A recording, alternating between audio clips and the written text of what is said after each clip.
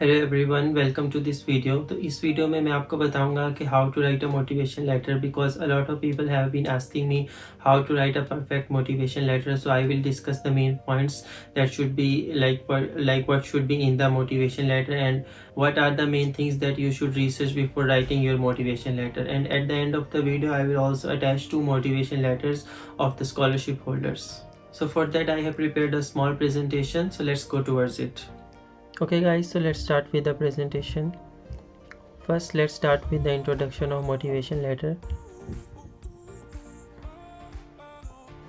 सो basically motivation letter एक ऐसा personal document होता है जो कि आप जब स्कॉलरशिप के लिए अप्लाई कर रहे होते हो तो वो स्कॉलरशिप के लिए आपसे रिक्वायर करते हैं.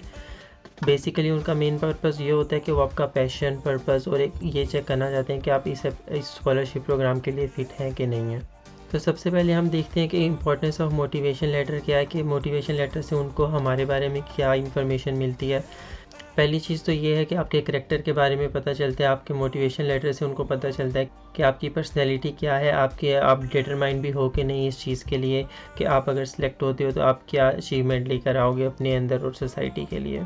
नेक्स्ट है हाईलाइटिंग मोटिवेशन एंड कमिटमेंट. जब आप वो लेटर लिखते हो तो उसमें उनको नज़र आनी चाहिए कि आप कितने ज़्यादा मोटिवेटेड और कमिटेड हो, और जो फील्ड आप चूज़ कर रहे हो उससे उनको ये शो करवाना है कि ये फील्ड वाकई आपको बहुत पसंद है और आप इस फील्ड के थ्रू जो है सोसाइटी में पॉजिटिव चेंजेस लेकर आना चाहते हैं.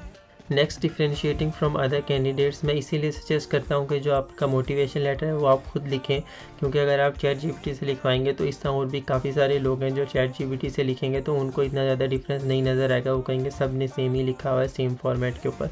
तो आप अपनी पर्सनल स्टोरी लिखें, अपने पर्सनल सारी जर्नी बताएं कि what motivated you to choose this field, और अगर आप सेलेक्ट होते हैं तो आप क्या क्या स्किल सीखना चाहेंगे और कैसे अपनी इस नॉलेज को आगे दुनिया तक पहुंचाएंगे. उसके अलावा आपको सबसे पहले मोटिवेशन लेटर लिखने से पहले एक दफ़ा आप ये वाली रिक्वायरमेंट्स चेक कर लें कि आप एलिजिबल भी हैं कि नहीं. उसके लिए स्कॉलरशिप की डेडलाइन क्या है, जो डॉक्यूमेंट्स हैं वो आप अर्ली प्रिपेयर कर लें ताकि आपको एंड पे मसला ना हो. रिसर्चिंग द स्कॉलरशिप प्रोवाइडर, ये बहुत ज़रूरी चीज़ है कि आप कौन सी स्कॉलरशिप के लिए अप्लाई कर रहे हो. जैसा कि यूनिवर्सिटी स्कॉलरशिप हो गई या किसी जैसे इरेस्मस प्रोग्राम है जिसमें मास्टर के स्टूडेंट्स अप्लाई करते हैं, और या गवर्नमेंट लेवल बैचलर्स स्कॉलरशिप के लिए आप अप्लाई कर रहे हो. क्योंकि हर स्कॉलरशिप प्रोवाइडर का एम डिफरेंट होता है. कुछ स्कॉलरशिप्स होती हैं जो कि क्लाइमेट चेंजेस के ऊपर या एनवायरमेंटल इश्यूज़ के ऊपर फोकस करती हैं कि हम अपने ग्रेजुएट्स को इन चीज़ों पर फोकस करेंगे. तो आपने ये चेक करना है कि पहले उस स्कॉलरशिप का मेन पर्पस क्या है. पहली है align with mission and values. जो स्कॉलरशिप प्रोवाइडर है आपने कोशिश करनी है कि आपका जो मोटिवेशन लेटर है वो उनके मिशन और वैल्यूज़ से कोहेरेंट हो, वो मैच करता हो. ये ना हो कि उनका मेन पर्पस कोई और हो और आप अपने मोटिवेशन लेटर में लिख रहे हो मैं तो ये स्कॉलरशिप के बाद ये करना चाहता हूँ. वो कहेंगे ये तो हमारे एम से मैच ही नहीं करता, तो वो फिर वहाँ पे आपके पॉइंट्स डिडक्ट हो सकते हैं. तो यहाँ पे वही बात लिखी हुई है कि अपना जो मिशन और वैल्यूज़ हैं वो आपकी अलाइन होनी चाहिए स्कॉलरशिप प्रोवाइडर के साथ. दूसरा है आइडेंटिफाई प्रेफर्ड कैंडिडेट प्रोफाइल. जो स्कॉलरशिप प्रोवाइडर्स हैं वो अपने कैंडिडेट्स जिनको वो सिलेक्ट करना चाहते हैं उनके लिए उन्होंने स्पेसिफिक क्राइटेरिया रखा होता है. तो उसके लिए आप कोशिश करें अपने रेलिवेंट एक्सपीरियंसेस जो हैं जो उनकी रिक्वायरमेंट के मुताबिक है वही लिखें. ये ना हो कि वो बिल्कुल 180 डिग्री शिफ्ट हो और वो कहें ये तो हमारी यूज़ की ही नहीं है चीज़.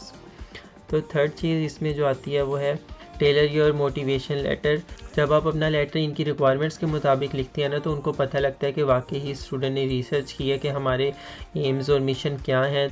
तो उसके बाद मेन चीज़ आ गई है अब हमारी कि स्ट्रक्चरिंग योर मोटिवेशन लेटर की. मोटिवेशन लेटर का स्ट्रक्चर क्या होना चाहिए. तो पहला चीज़ जो है इसमें हम स्टार्ट करते हैं इंट्रोडक्शन से. इसमें आपने अपना इंट्रो शॉर्ट इंट्रो देना है और आपने एक मेन चीज़ उसमें बतानी है कि आपका पर्पस क्या है इस प्रोग्राम के लिए. What motivated you to select this field. Next है बॉडी. इसमें आपने बताना है कि आपके एकेडमिक अचीवमेंट्स क्या हैं, आपके रिलेटिव एक्सपीरियंसेस क्या हैं और आपके फ्यूचर गोल्स क्या हैं. तो थर्ड चीज़ है कंक्लूजन. इसमें आपने अपनी जो मेन पॉइंट्स हैं उनको समराइज़ करना है 1-2 लाइंस में, और फिर एंड पे जो है आपने ग्रेटिट्यूड और कंसिडरेशन के लिए एक्सप्रेसेशन वो एक लाइन लिखनी है. तो ये है सैम्पल मोटिवेशन लेटर। ये एक स्टूडेंट हैं जो कि यहाँ पर तुर्की बुर्सलारी में सिलेक्ट हुए थे आज से आई थिंक 2 साल पहले। तो ये उनका मोटिवेशन लेटर है।